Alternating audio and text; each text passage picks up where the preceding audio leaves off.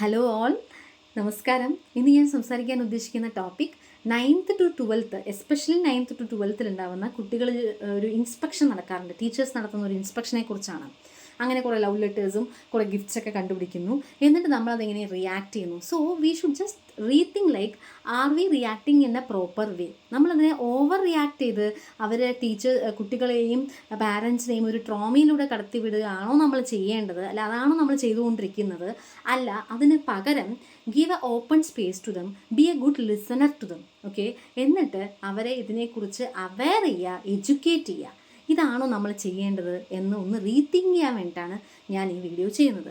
So എനിക്ക് തോന്നാറ്, അത്തരം സന്ദർഭങ്ങളിൽ നമ്മുടെ മക്കൾക്ക് എല്ലാം ഓപ്പണായി വന്ന് പറയാൻ ഒരു ടീച്ചർ അല്ലെങ്കിൽ ഒരു മാം ഒരു സ്പേസ് കൊടുക്കണം എന്നാണ് എൻ്റെ പേഴ്സണൽ അഭിപ്രായം. അങ്ങനെ നമ്മളൊരു സ്പേസ് കൊടുക്കുകയാണെങ്കിൽ അവരവരുടെ എല്ലാ കാര്യങ്ങളും they will share to us. And we should also give them a feeling like, I am here to help you. ഞാൻ ഇവിടെ ഉണ്ട്, നിനക്ക് എന്ത് പ്രശ്നം വന്നാലും നിനക്ക് എൻ്റെ അടുത്തേക്ക് വരാം എന്ന് നമ്മുടെ ഇൻട്രാക്ഷനോ അല്ലെങ്കിൽ നമ്മുടെ കമ്മ്യൂണിക്കേഷനോ അവർക്ക് അങ്ങനെ ഒരു ധൈര്യം കൊടുക്കുകയാണെങ്കിൽ അവർ വലിയ വലിയ തെറ്റുകളിൽ പോയി വീഴാതെ നമുക്കവരെ സേവ് ചെയ്യാൻ പറ്റും.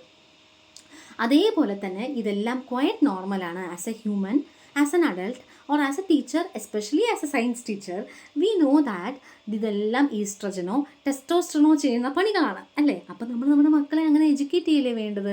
നമ്മുടെ കുട്ടികളിൽ ബട്ടർഫ്ലൈസ് പറക്കുന്നുണ്ടെങ്കിൽ it's quite normal dear, because this is all happening because of this estrogen and testosterone. Okay, this puberty, this menstruation, this adolescence, നമ്മുടെ ഡൈജഷൻ പഠിപ്പിക്കുന്നു, റെസ്പിറേഷൻ പഠിപ്പിക്കുന്നു, എല്ലാം പഠിപ്പിക്കുന്നു. അപ്പോൾ അതുപോലെ തന്നെ നമ്മുടെ മക്കളെ നമ്മളിതിനെ എഡ്യൂക്കേറ്റ് ചെയ്യണം.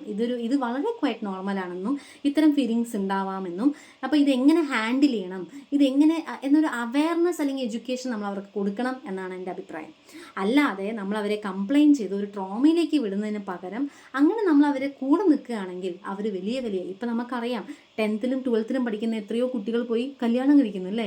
അതിനുള്ള ഒരു റീസൺ, എല്ലാ റീസണും ടീച്ചറാണെന്ന് ഞാൻ പറയില്ല, പക്ഷേ എന്നാലും അതിലേക്ക് പുഷ് ചെയ്യുന്ന ഒരു ഡ്രൈവ് അല്ലെങ്കിൽ ഒരു ട്രിഗർ അതൊരു ടീച്ചറിൻ്റെതാണ്. അപ്പോൾ നമ്മളൊന്ന് റീതിങ്ക് ചെയ്താൽ മേ ബി നമുക്ക് ഒരുപാട് കുഞ്ഞുങ്ങളെ സേവ് ചെയ്യാൻ പറ്റും. അപ്പോൾ ഇപ്പോൾ പഠിക്കേണ്ട പ്രായമാണ് മക്കളെ, അതിലേക്ക് കോൺസെൻട്രേറ്റ് ചെയ്യുക. നിനക്ക് എന്ത് വന്നാലും നിനക്ക് എന്നോട് വന്ന് ഷെയർ ചെയ്യാം, and we will discuss about it. അങ്ങനെ നിനക്കൊരു ഫീലിംഗ് വളരെ സിവിയറായി തോന്നുന്നുണ്ടെങ്കിൽ അതൊരു ക്വൈറ്റ് നോർമലാണ്, അവിടെ ഇരിക്കട്ടെ. അപ്പോൾ നമുക്ക് പഠിത്തമൊക്കെ ഒരുവിധം ആവുമ്പോൾ ഇത് വെറും അട്രാക്ഷൻ ആയിരുന്നോ അല്ലേ എന്ന് നമ്മളൊന്ന് റീചെക്ക് ചെയ്തിട്ട് നമുക്കിതിനെക്കുറിച്ച് ചിന്തിക്കാം എന്നതൊക്കെ പറഞ്ഞ് അവരെ അവെയർ ചെയ്യണം ആൻഡ് എഡ്യൂക്കേറ്റ് ദം.